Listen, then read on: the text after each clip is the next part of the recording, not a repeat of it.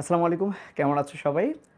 আজকে 6.5 আমরা গত ক্লাসে অর্থাৎ 6.4-এ পড়েছিলাম বাংলার প্রাচীন বাংলার ইতিহাস। সেখানে মৌর্য বংশ থেকে সেন বংশ পর্যন্ত আমরা পড়িয়েছিলাম। পাশাপাশি প্রাচীন বাংলায় আগত পর্যটক, সেই পর্যটকদের নাম, তারা কোন দেশ থেকে এসেছেন, কার শাসনামলে এসেছেন সেটাও আমরা পড়েছি। এছাড়াও একটা গুরুত্বপূর্ণ টপিক আমরা পড়েছি প্রাচীন বাংলার উদ্ভব ও জনপদসমূহ। আমার আজকের এই ক্লাসটার পরে, ক্লাসটা যখন শেষ হবে তার ঠিক 5 মিনিট পরে গত ক্লাসের যে এক্সামের লিঙ্ক সেটা আমি দিয়ে দিব। তোমাদের যাদের প্রস্তুতি নেওয়া হয়েছে তারা অবশ্যই পরীক্ষা দিবে, আর যাদের প্রস্তুতি নেওয়া হয়নি তারা আগে পড়বে তারপর পরীক্ষা দিবে। যারা তোমরা নতুন আমাদের গ্রুপে অ্যাড হয়েছো, তোমরা নিশ্চয়ই দেখেছো যে আমাদের বিগত ক্লাসগুলো আনঅ্যাভেলেবেল দেখাচ্ছে ফেসবুকের সমস্যার কারণে। আসলে ফেসবুক এখন লাইভ ভিডিওগুলো 30 দিনের মধ্যে ডিলিট করে দিচ্ছে। তো এই কারণে আমি আজকে যে ভিডিওটা করছি, লাইভ ভিডিওটা করার সাথে সাথেই আমি কিছুক্ষণের মধ্যে এটা আবার আপলোড করে দিব, কারণ আপলোডেড ভিডিওগুলো আর ডিলিট হয় না। তারপরেও আমি একটা টেলিগ্রাম গ্রুপ হয়তোবা খুলব, যেখানে আমার প্রত্যেকটা লেকচার সুন্দর করে সাজানো থাকবে, যেটা আসলে ফেসবুকে পসিবল না, সেটা আমরা জানিয়ে দিব। এবং যে ভিডিওগুলো ডিলিট হয়ে গেল এগুলো আমার কাছে সংরক্ষিত আছে, আমি শীঘ্রই আপলোড দিয়ে দিব। তো তোমরা একটু জানাও আমার কথা শুনতে পাচ্ছ কি না। যারা সালাম দিয়েছো ওয়ালাইকুম আসসালাম। আজকে আমরা এরপর থেকে শুরু করব পড়া।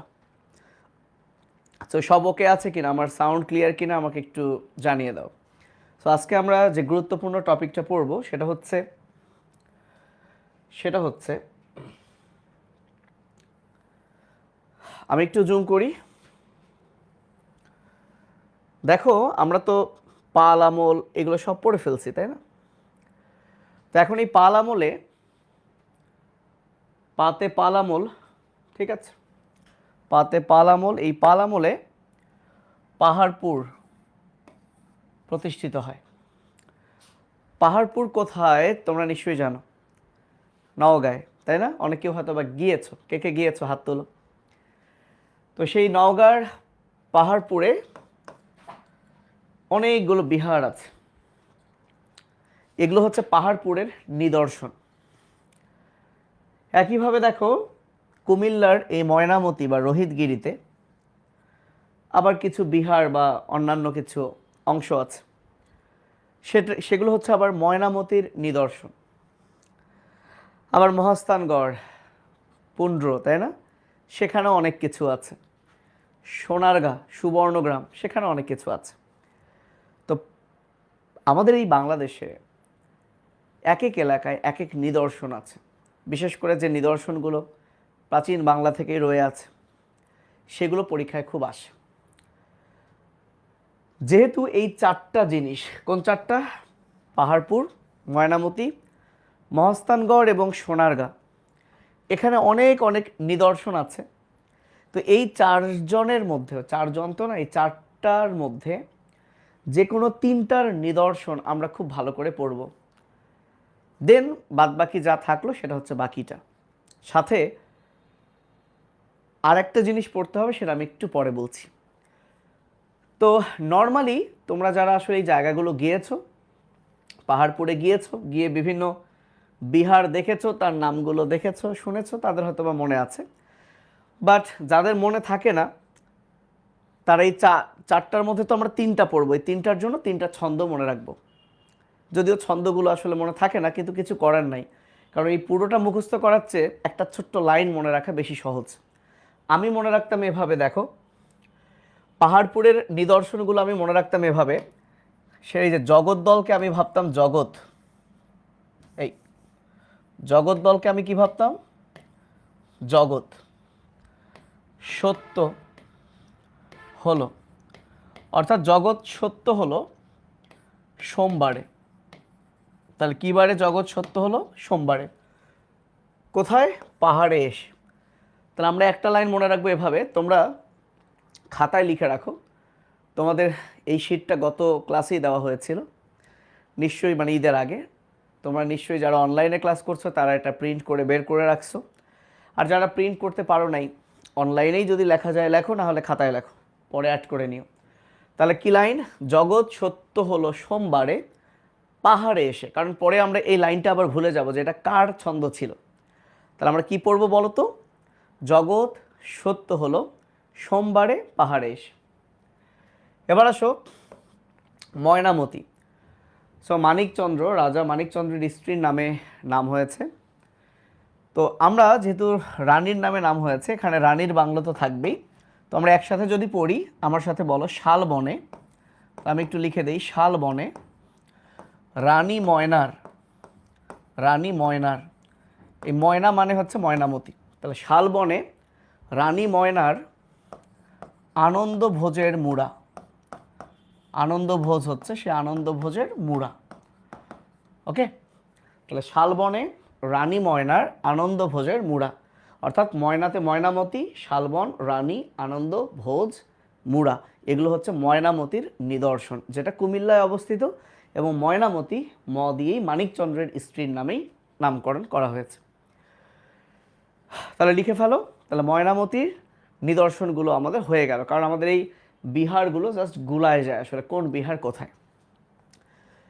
পাহাড়পুর এবং ময়নামতি যদি আমাদের হয়ে যায়, এরপরে কিন্তু দেখো লেখা আছে মহাস্থানগড় বা পুন্ড্র। এখানে কিন্তু অনেক আছে এবং এটাও মনে রাখার একটা ট্রিক আছে, বাট আমি সাজেস্ট করব এইটা না মনে রাখতে, কারণ যা জানি না সেটাই হলো মহাস্থানগড় বা পুন্ড্র, এভাবেই পড়ব। তাহলে আমরা পড়ব সোনারগাঁ বা সুবর্ণগ্রাম। এবং এই সোনারগাঁয়ের শুরুতে যে এই সোনা, সেটা সোনা বিবির নামে। কার বিবি? ইনি ঈশা খাঁর স্ত্রী। তার মানে এখানে বিবির ব্যাপার স্যাপার আছে। আবার দেখো দুইটা পাস আছে, তাহলে আমরা এভাবে পড়ি, মনে করো আজম একটা লোকের নাম, এই আজমের 5টা বিবি ছিল, আজমের 5টা সোনা বিবি ছিল। তো আজমের এই 5টা সোনা বিবি কী করলো? ট্যাঙ্কে লোক ভর্তি করে পানাম নগর গেল। তাহলে লাইনটা এরকম হবে, লাইনটা এরকম হবে, আজমের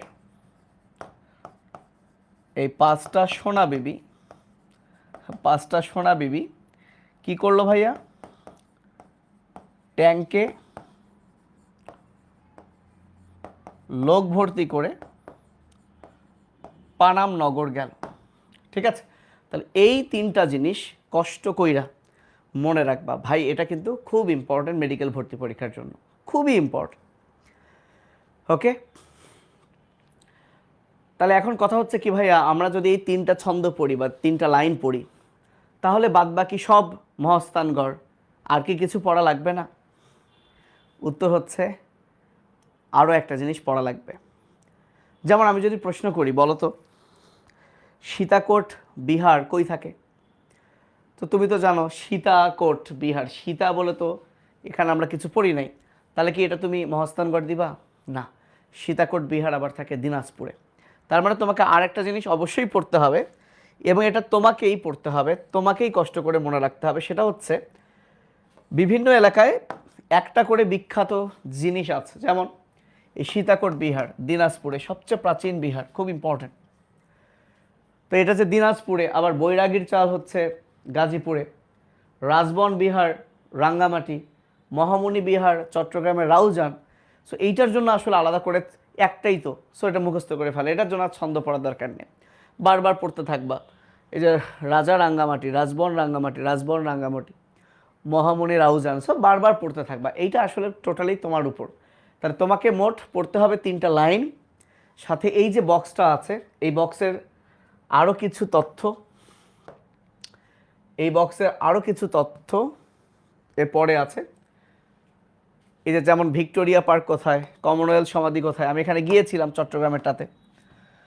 আবার ওয়ারি বটেশ্বর, লালবাগ দুর্গ, আফগান দুর্গ, এই 3টা দুর্গ কোথায়? গোলায় ফেলো না, এই লাল মনে রেখো, শায়েস্তা খান কি করে দিয়েছে? একদম লাল করে দিয়েছে। আর আফগান দুর্গটা হচ্ছে বর্তমান কেন্দ্রীয় কারাগার, ইন্দ্রাকপুর হচ্ছে মুন্সিগঞ্জ। সো এই 3টা দুর্গ পড়ে ফেলো। তাহলে এই যে ছক, 3টা ছন্দ বলে দিলাম, এইটুকু যদি পড়তে পারো তাহলে হ্যাঁ, বাদ বাকি যা আছে মহাস্থানগড়। কিন্তু আসলে আরও অনেক কিছু আছে, এখন তোমরা প্র্যাকটিস করতে করতে যদি নতুন কোনো ইনফো পাও, তখন সেটা তুমি সেটা অ্যাড করে নিবা। বুঝতে পেরেছো? তাহলে এই হলো প্রাচীন কিছু নিদর্শনের কাহিনী। এই যে লেকচার শিটটা তোমরা দেখতে পাচ্ছ, এটা কিন্তু আমার আগের বছরের লেকচার শিট, নতুন কিছু অ্যাড এখানে আমরা করি নাই।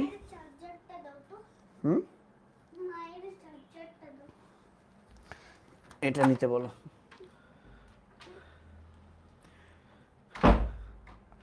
আচ্ছা, তো লক্ষ্য করো তোমরা মসজিদ দেখতে পাচ্ছ, আগের বছরেরই শীট। তো এটা কিন্তু আগের বছর এসেছিল, তোমরা নিশ্চয়ই জানো যে তারা মসজিদ 100 টাকার নোটে, তাই না? কই,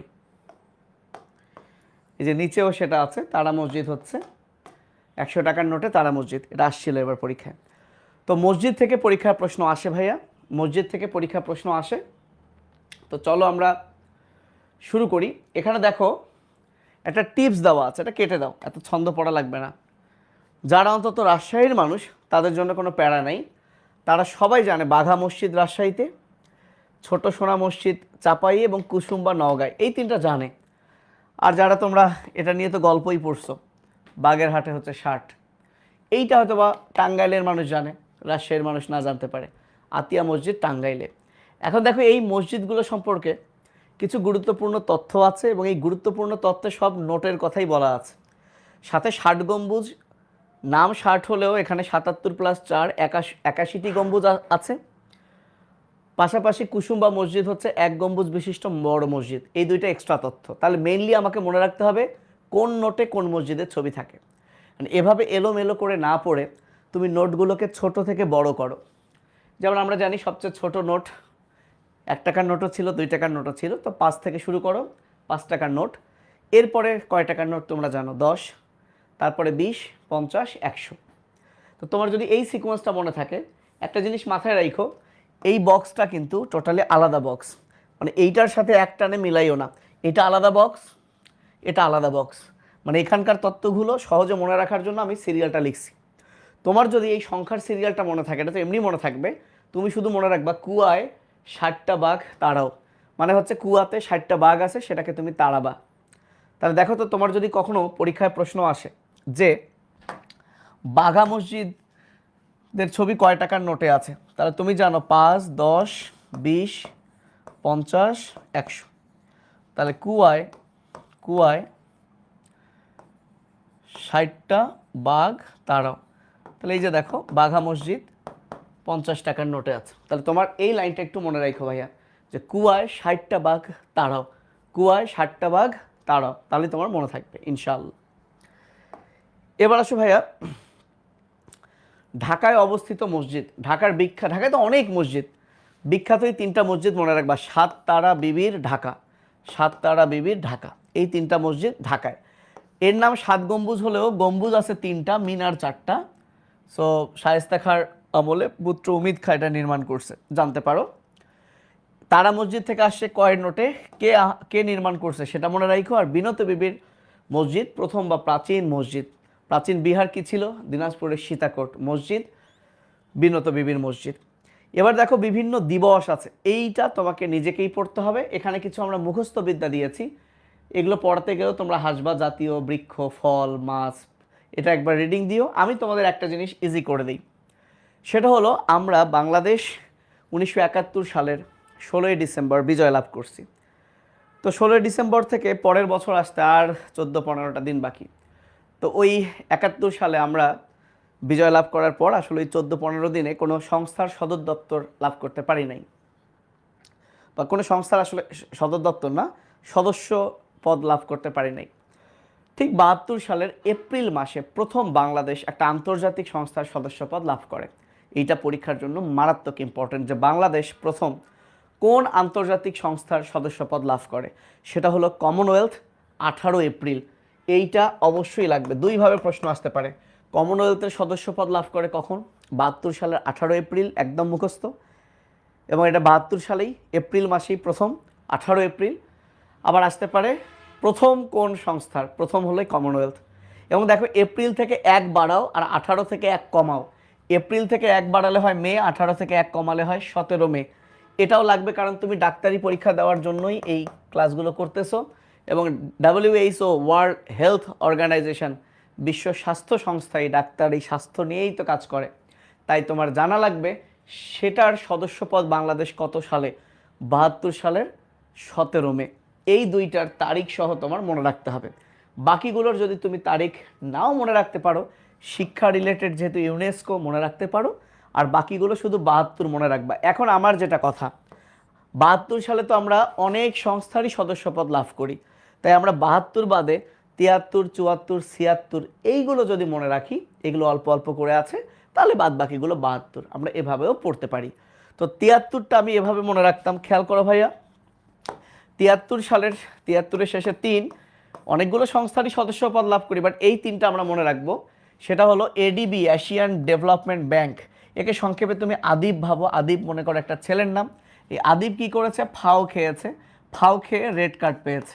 তাহলে মনে রাখবা 73 সালে আদিব ফাও খেয়ে রেড কার্ড পেয়েছে। বলো আমি কি বলেছি? একটু কষ্ট হবে, বাট মনে রাখো 73 সালে আদিব, এডিবি আদিব ফাও, FAO ফাও খেয়ে কি রেড কার্ড পেয়েছে। আমরা যখন ইন্টারন্যাশনাল পড়বো, আন্তর্জাতিক পড়বো, তখন কিন্তু এই সংস্থাগুলোর সদর দপ্তর পরীক্ষায় আসে। কোন সংস্থার সদর দপ্তর কোথায় সেগুলো নিয়ে পড়বো। তোমাদের মনে প্রশ্ন হতে পারে যে ভাইয়া আপনি তো প্রাচীন বাংলার ইতিহাস পড়াচ্ছিলেন, সেখান থেকে হঠাৎ সংস্থায় চলে গেলেন কেন? আসলে প্রাচীন বাংলার ইতিহাসের পর আজকে আমরা আরেকটা ইতিহাস শিখব, বাংলায় মুসলিম শাসন।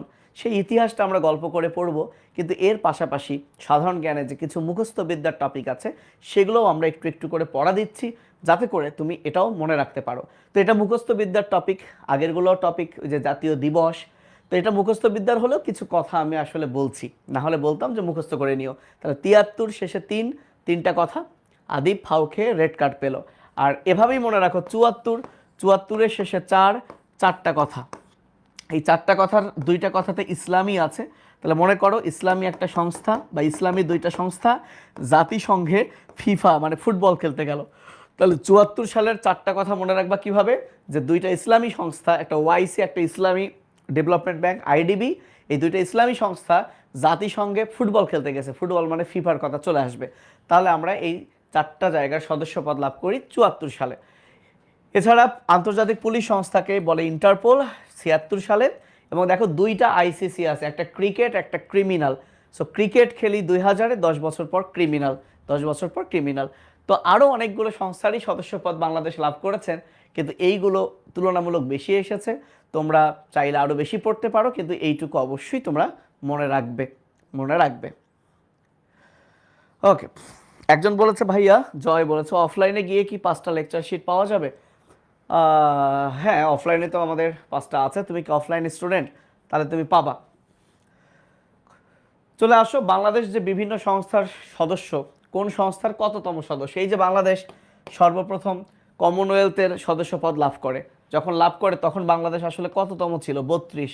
এবং OIC আর কমনওয়েলথ দুটাই হচ্ছে 32। আর জাতিসংঘ, আমি তো ভুলেই গেছি, জাতিসংঘ তো তোমাকে মনে রাখতেই হবে এর তারিখটা, কারণ আমরা জাতিসংঘ নিয়ে কিন্তু আলাদা করে আবার পড়ব। তাহলে বাংলাদেশ জাতিসংঘের সদস্যপদ লাভ করে 17 সেপ্টেম্বর। এটা কিন্তু একদম ঠাটা মুখস্থ করতে হবে, 17 সেপ্টেম্বর। এবং বাংলাদেশ অবশ্যই মনে রাখতে হবে জাতিসংঘের 136তম সদস্য, মাস্ট। সাথে আসিয়ান রিজিওনাল ফোরাম এবং ওই যে ক্রিমিনাল যে কোর্ট, এটার সদস্য, এটা খুব একটা গুরুত্বপূর্ণ না, এই 3টা গুরুত্বপূর্ণ। এইবার চলে আসি তাহলে আমরা আমাদের আজকের গল্পে। সো গত ক্লাসে আমরা কি পড়েছিলাম বলো?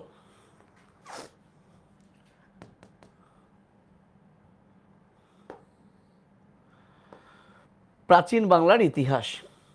আজকে আমরা পড়ব বাংলায় মুসলিম শাসন। কথা হলো, বাংলায় মুসলিম শাসন পড়ার ঠিক আগে ইবনে বতুতা নিয়ে কিছু কথা আছে। তোমরা যদি লেকচার 6.4, আচ্ছা ঐশী বলেছে অনলাইনে এক্সাম কিভাবে দিতে হয়। আমি বলেছি ক্লাস শেষ করে 5 মিনিটের মধ্যে একটা লিঙ্ক দিব, বলবো যে এক্সাম 6.4, তুমি ওইখানে ক্লিক করে তোমার নাম ধাম লিখবা, প্রশ্ন আসবে, ক্লিক করবা, দেন পরীক্ষা শেষেই তুমি কত পেলে, কত ভুল করলে সেটা দেখে নিবা। এই হচ্ছে সিস্টেম। ওকে, না বুঝলে আমাকে জানিও। তো ইবনে বতুতার কথা আমরা আগের দিন বলেছি, উনি মরক্কোর পরিব্রাজক ছিলেন, মরক্কো থেকে বাংলাদেশে বা বাংলায় এসেছিলেন। কিন্তু ওনাকে নিয়ে আরও কয়েকটা কথা পড়তে হবে। তো আমরা আমাদের আজকের গল্প শুরু করার আগে ওনাকে নিয়ে যে কথাগুলো অবশ্যই পড়তে হবে একটু বলে রাখি। ইনি মূলত মুহাম্মদ বিন তুগলক। সো আমরা মুহাম্মদ বিন তুগলক কে এটা এখনও জানি না, এটা আমরা সামনে পড়বো নেক্সট ক্লাসে। আজকে আমরা মুহাম্মদ বিন তুগলক পর্যন্ত যেতে পারবো না। সো ওনার আমলে ইবনে বতুতা আসেন। সো ইবনে বতুতা, আমরা যে ইতিহাস পড়ছি প্রাচীন বাংলার ইতিহাস, সেখানে কিন্তু ইবনে বতুতা এত তাড়াতাড়ি আসবেন না, আরও পরে আসবেন। কিন্তু আমরা যে পরিব্রাজক পড়ছিলাম একসাথে, ওই যে ফাহিয়েন একটা সিকোয়েন্স বলছিলাম, ওই মানে কোন কোন পরিব্রাজক বাংলায় আসছেন, তখন ইবনে বতুতা নামটা চলে আসছে দেখে একটু আগে আগেই এটা নিয়ে বলছি। তো ইনি মূলত হজরত শাহজালালের সাথে মিট করার জন্য আসছিলেন, সাক্ষাতের জন্য এসেছিলেন। তো বিদেশি পর্যটকের মধ্যে প্রথম বাঙ্গালা, এই কথাটা ইম্পর্টেন্ট, শব্দটি ব্যবহার করেন কে? Ibn Battuta. এবং ওনার একটা গ্রন্থ আছে রেহেলা, কিতাবুল রেহেলা। এই রেহেলা গ্রন্থে উনি বাংলার অপরূপ সৌন্দর্য এবং ধন সম্পদের প্রাচুর্যের কথা বলেছেন। বাট পরে যখন উনি বুঝতে পারলেন যে ধন সম্পদ অনেক আছে, ঠিক আছে, কিন্তু এত কামড়াকামড়ি এই বাংলায়, তাই পরবর্তীতে উনি বাংলাকে ধন সম্পদে পরিপূর্ণ নরক বলে অভিহিত করেন। কে করেন? Ibn Battuta. আর মার্কো পোলো, ইনি ইতালীয়, কখন আসছিলেন? নাসিরুদ্দিন মাহমুদ শাহ। এবং এই নাসিরুদ্দিনকে আজকের গল্পে, এই নাসিরুদ্দিনকে নিয়ে আমরা পড়ব। তো চলো আজকের 6.5 ক্লাসে এতক্ষণ যা পড়ালাম সেটা হচ্ছে আসলে আগের লেকচারের কন্টিনিউয়েশন। মূলত আজকে আমরা বাংলায় মুসলমান শাসন কিভাবে আসে সেটা নিয়ে পড়ব। তো সর্বোচ্চ 15 মিনিটের মতো আমি কথা বলবো, আর মনোযোগ দিয়ে শুনবে, আমার বিশ্বাস মনে থাকবে। ঠিক আছে? ওকে। বাংলায় যে মুসলিম শাসন, শুরুতে আমরা একটা নাম মনে রাখব, মুহাম্মদ বিন কাসিম, সংক্ষেপে কাসিম মনে রাখো। ইনি সর্বপ্রথম সিন্ধু, পাকিস্তানের একটা অঞ্চল, সেটি বিজয় করেন সিন্ধুর যে শাসক ছিলেন তাকে হারিয়ে।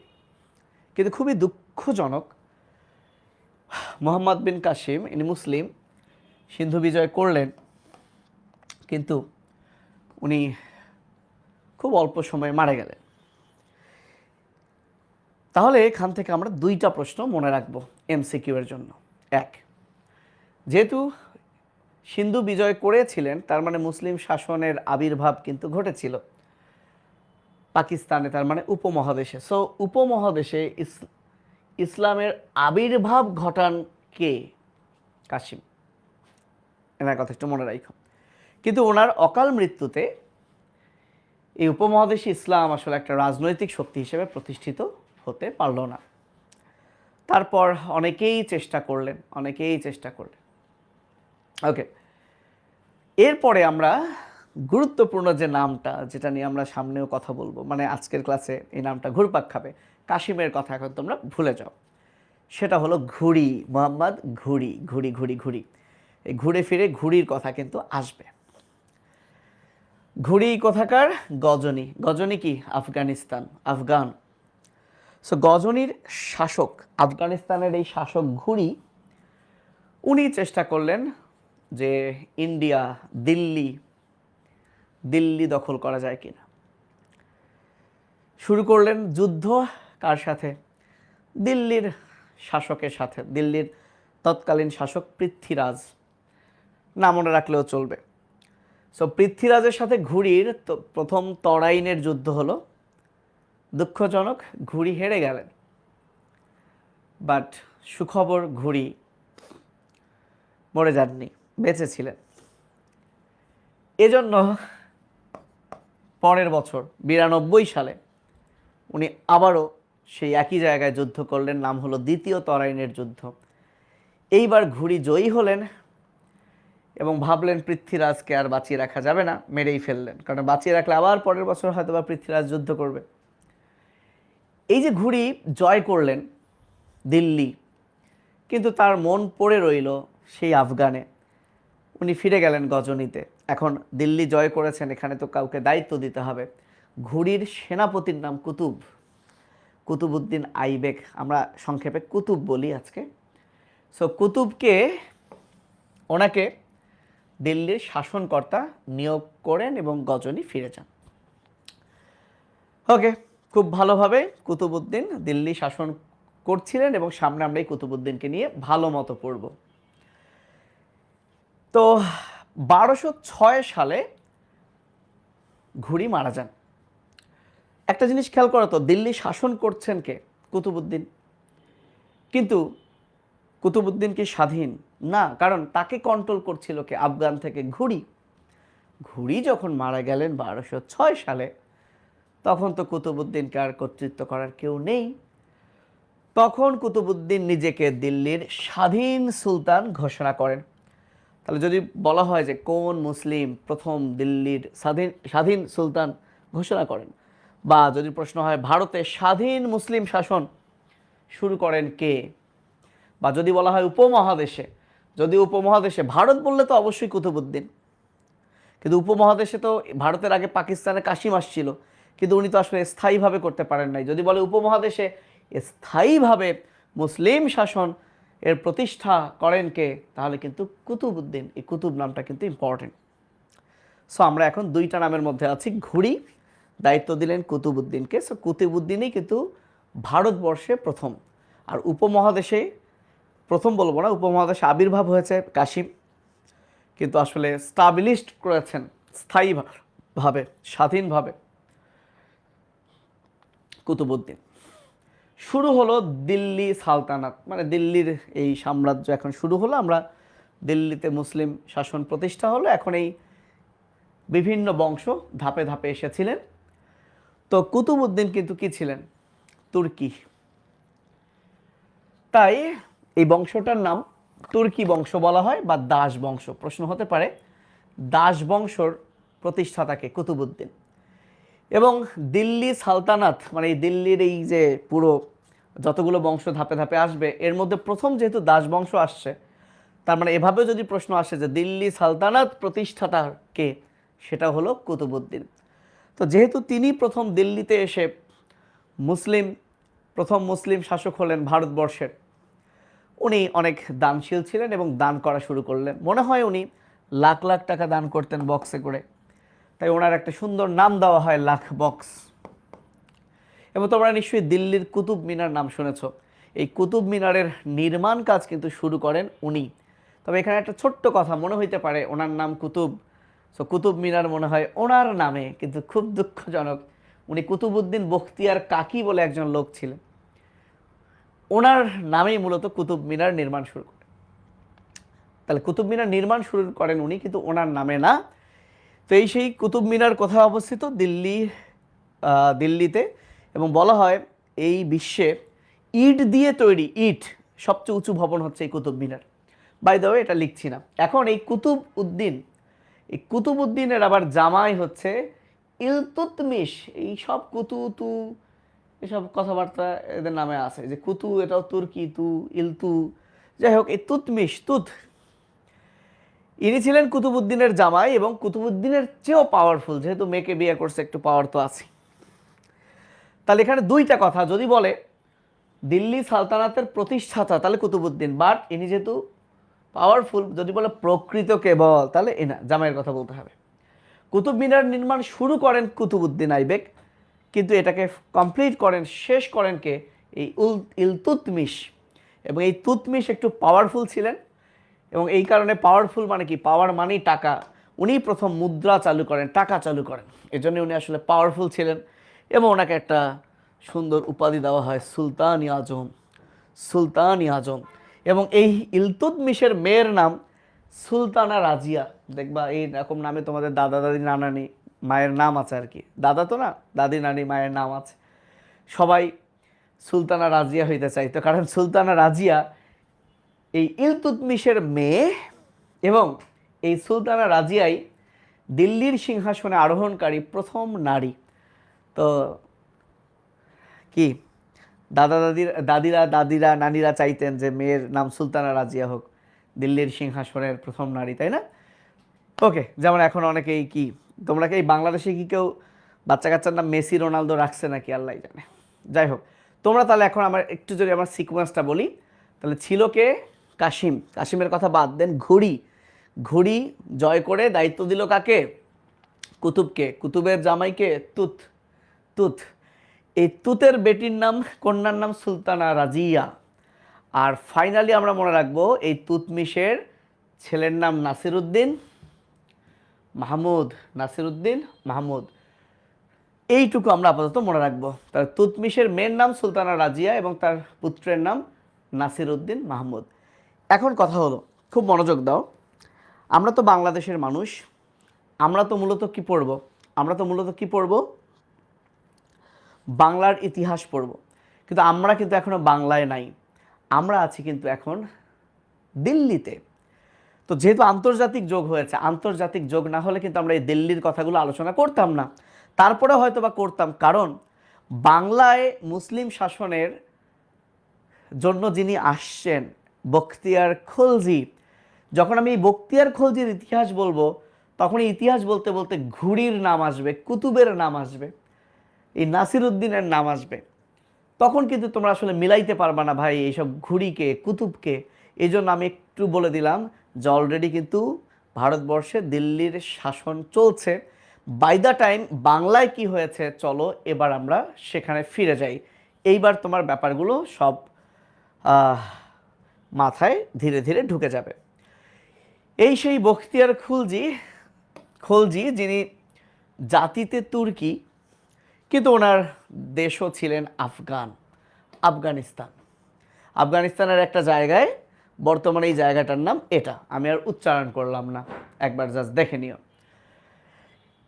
তো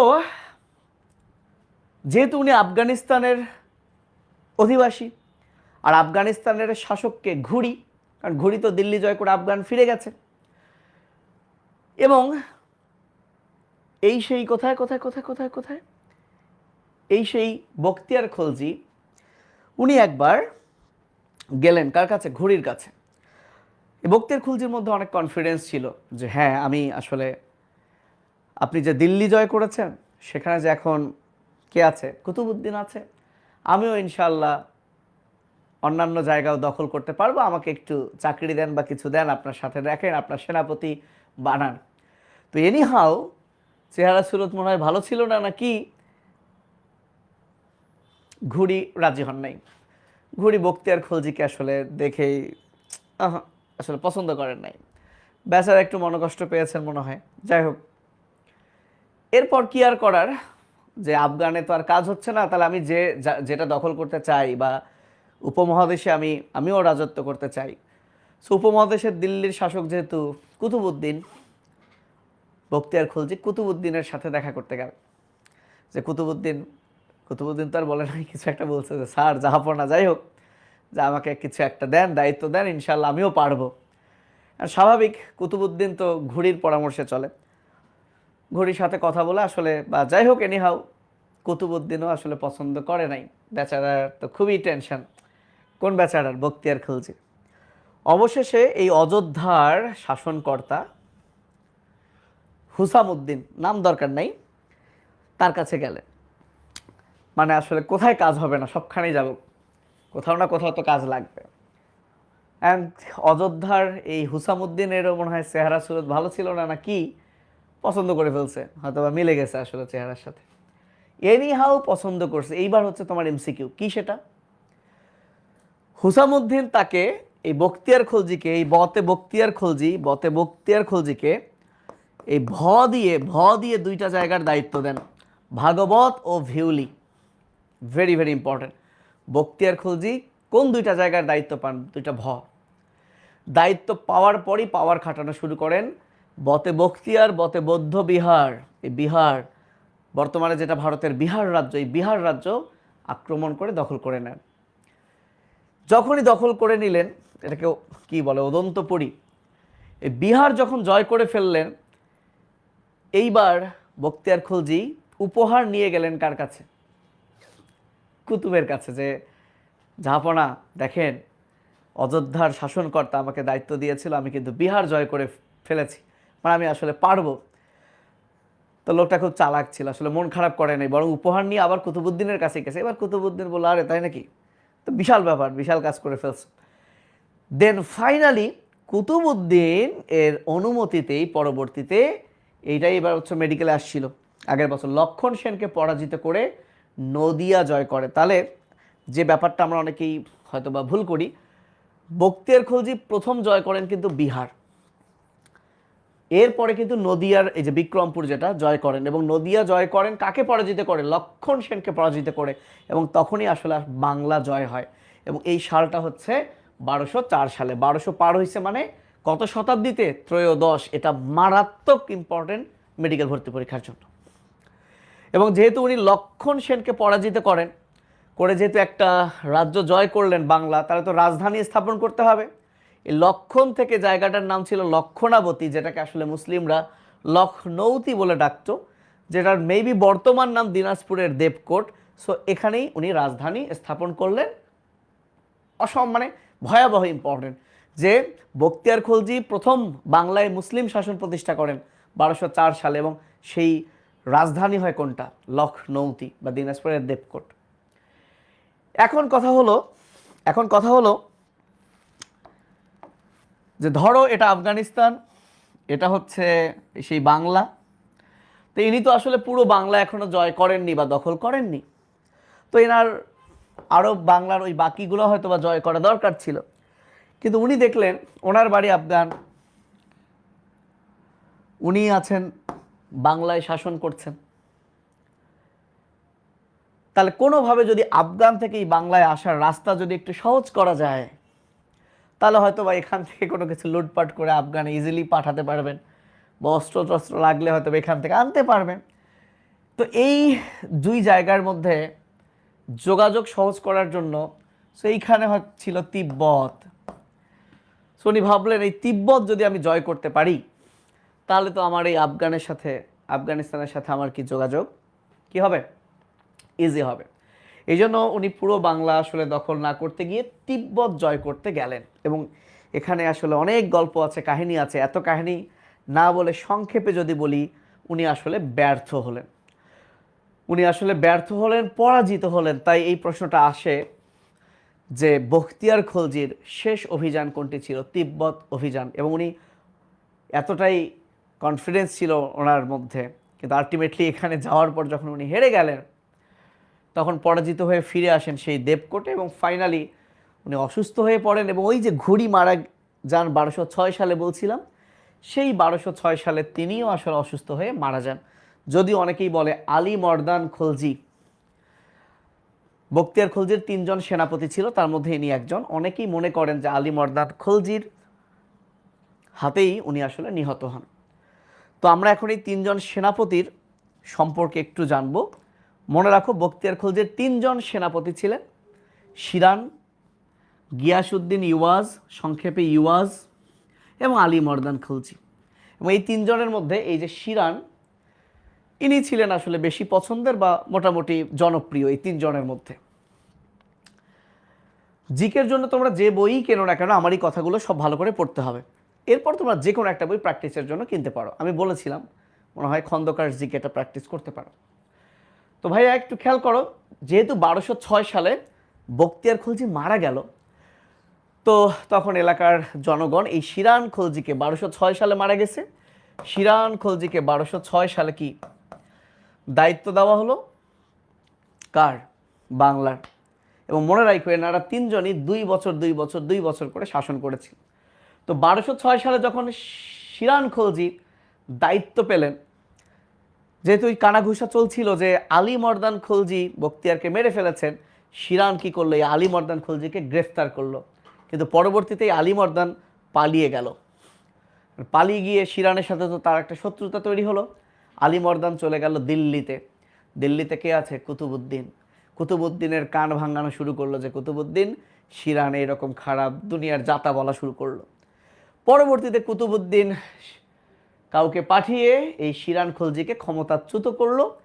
2 বছর বলেছি, তার মানে 1208 সালে শিরান খলজি আর ক্ষমতা থাকলো না।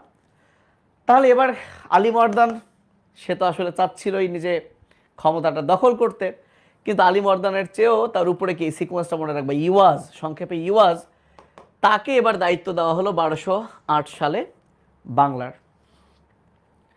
একই রকমভাবে আলী মর্দান আবার কুতুবউদ্দিনের কাছে গেল দিল্লিতে, গিয়ে এবার এর নামে, এই যে এত কুটনা, এবার ইওয়াজের নামে বদনাম শুরু করলো। এবার দেখা গেল যে কুতুবউদ্দিন বলল যে তোর যদি এতই সমস্যা, ওকে নিয়ে যা, তুই গিয়ে যুদ্ধ কর, আমি আর কাউকে পাঠাইতে পারবো না। এবার আলী মর্দানি চলে আসলো ঘোষণা দিয়ে, ইওয়াজ আমি আসতেছি, তুই রেডি থাক। ইওয়াজ তো পুরা একটু ভীতই ছিল মনে হয়, ভয়ে মুতে দিছে কিনা। বললো যে ভাই আলী মর্দান ঠিক আছে, কোনো যুদ্ধ লাগবে না, আমি তোমার ক্ষমতা ছেড়ে দিচ্ছি। 2 বছরের মধ্যে ইওয়াজ কি 2 বছর পরেই আসলে ক্ষমতা ছেড়ে দিল। এইবার তো আর কেউ নাই, সেই 1210 সালে কে বসলো? আলী মর্দান বসলো। আলী মর্দান 1210 সালে বসলো। এই সময় একটা কাহিনী হলো, তাহলে আলী মর্দান কার পাওয়ারে চলতেছিল? এই কুতুবের পাওয়ারে। কুতুবউদ্দিন 1210 সালে মরে গেল। কেমনে মরে গেল আর জানার দরকার নেই, মরে গেল। তাহলে চিন্তা করো তো, আলী মর্দান যার পাওয়ারে চলছিল, এই দিল্লি তো বাংলাকে কন্ট্রোল করছিল, সেই আলী মর্দানই নাই। এইবার আলী সরি সরি সরি সেই কুতুবউদ্দিনই নাই। এইবার আলী মর্দান করলো কি? আলী মর্দান করলো কি? যা আমি এখন স্বাধীন, বাংলা এখন স্বাধীনভাবে চলবে। ভালো করে বোঝো, আলী মর্দান করলো কি? তাহলে দেখো, শিরান খলজি 8 সালে পরাজিত হলো, ইওয়াজ 8 সালে আসলো। আলী মর্দান আবার কুতুবউদ্দিনের কাছে গিয়ে নালিশ করলো। কুতুবউদ্দিনের পরামর্শে আলী মর্দান এবার ইওয়াজকে আক্রমণ করলো। আলী মর্দান দায়িত্ব নিল 1210 সালে। কুতুবউদ্দিন আবার ওই 1210 সালে যখন মারা গেল, এইবার এটা স্টার চিহ্ন। আলী মর্দান এবার প্রথম বাংলার স্বাধীনতা ঘোষণা করেন, যে বাংলা এবার স্বাধীন। তাহলে দেখো, ভারতে প্রথম স্বাধীন মুসলিম শাসন কিন্তু কুতুবউদ্দিন, বাট বাংলায় প্রথম স্বাধীন মুসলিম হচ্ছে এই কুতুবউদ্দিন মরে যাওয়ার পরই কে? আলী মর্দান। তাহলে যদি প্রশ্ন হয় বাংলায় প্রথম স্বাধীন, বাংলার স্বাধীনতা ঘোষণা করেন কে? আলী মর্দান।